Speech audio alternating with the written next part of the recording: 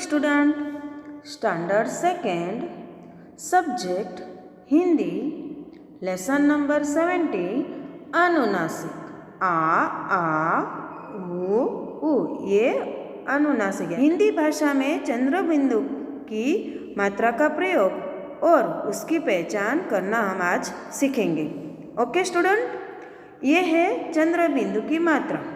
चंद्र बिंदु की मात्रा हमेशा शिरोरेखा यानी कि वर्ण के ऊपर जो लाइन खींची होती है वहीं पर लगाई जाती है।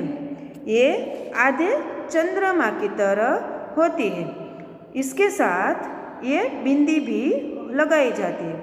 अब चंद्र बिंदु की मात्रा का उच्चारण कैसे करें वो हम सीखें। आ, बोलो आप लोग, आ। मात्रा का उच्चारण कर रहे हैं तो हमारे मुंह और नाक दोनों से ध्वनि आ रही है, यानी दोनों से आवाज़ आ रही है, इसलिए इसे अनुनासिक भी कहा जाता है। समझ में आया बच्चों? नेक्स्ट देखें, किसी भी शिरोरेखा की ऊपर वाली मात्रा पर, जैसे कि ये की, के, को, कौ, ऐसी मात्रा पर चंद्र बिंदु का प्रयोग नहीं होता है। ध्यान रखना है, हो आपको याद रखना है। ऐसी मात्रा, ये जो सब मात्रा है, इस पर चंद्र बिंदु की मात्रा का प्रयोग नहीं होता है। बराबर? अगर कभी इन मात्रों के साथ चंद्र बिंदु की ध्वनि सुनाई देती है तो वहाँ पर बिंदी का प्रयोग किया जाता है। समझ में आया? वहाँ पर अनुस्वार बिंदी, सिर्फ बिंदी का ही प्रयोग होता है। चल अब आगे देखें व्यंजन में कैसे प्रयोग होता है। बराबर? क पर चंद्र बिंदी की मात्रा का, ख पर चंद्र बिंदी की मात्रा लगाए मिलकर बना खा। उसी तरह पूरा व्यंजन देख ले हम। का, खा, गा, गा, चा, छा, जा, जा, टा, ठा, डा, डा, णा, ता, था, दा, दा, ना, पा, फा, बा, भा, मा, या, रा, ला, वा, शा, शा, सा, हा,क्षा, त्रा, ग्ना, श्रा। समझ में आया? इसका उच्चारण कैसे होता है? मात्रा का उच्चारण नाक और मुंह दोनों से हो रहा है। ये उच्चारण स्पष्ट और तेज से करना है। समझ में आया? अब हम शब्द देखें। च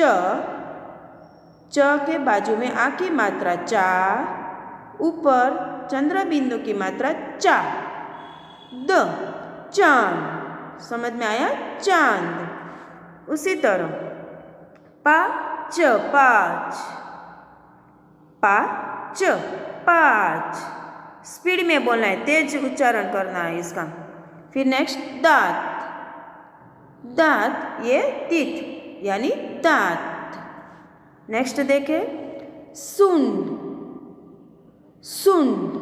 ये सुंड है। नेक्स्ट चल, सुबह के 5 बजे। कितने बजे? 5 बजे।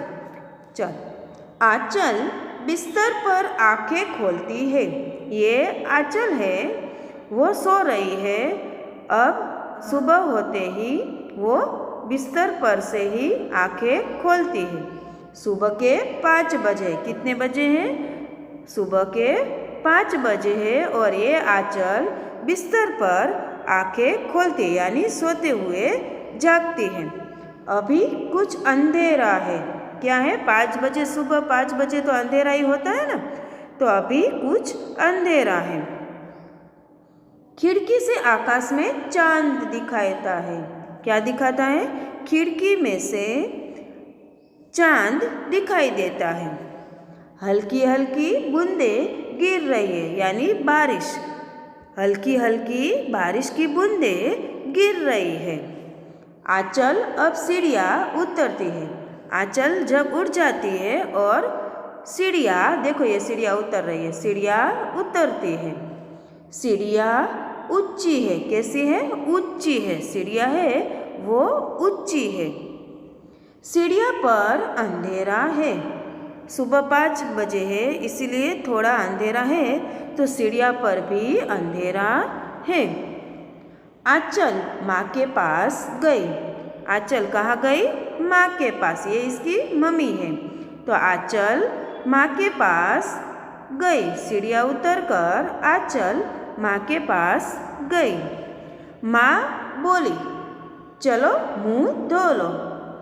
हम सुबह उठते मुँह धोते हैं ना, तो माँ आंचल को कहते हैं कि बेटा मुँह धो लो। आँखें साफ करो। आँख भी साफ कर लो। दांत भी साफ कर लो यानी ब्रश कर लो। दांत भी साफ कर लो। आंचल कांच के आईने में अपना चेहरा देखती है। फिर आंचल क्या करती है? कांच के आईने में अपना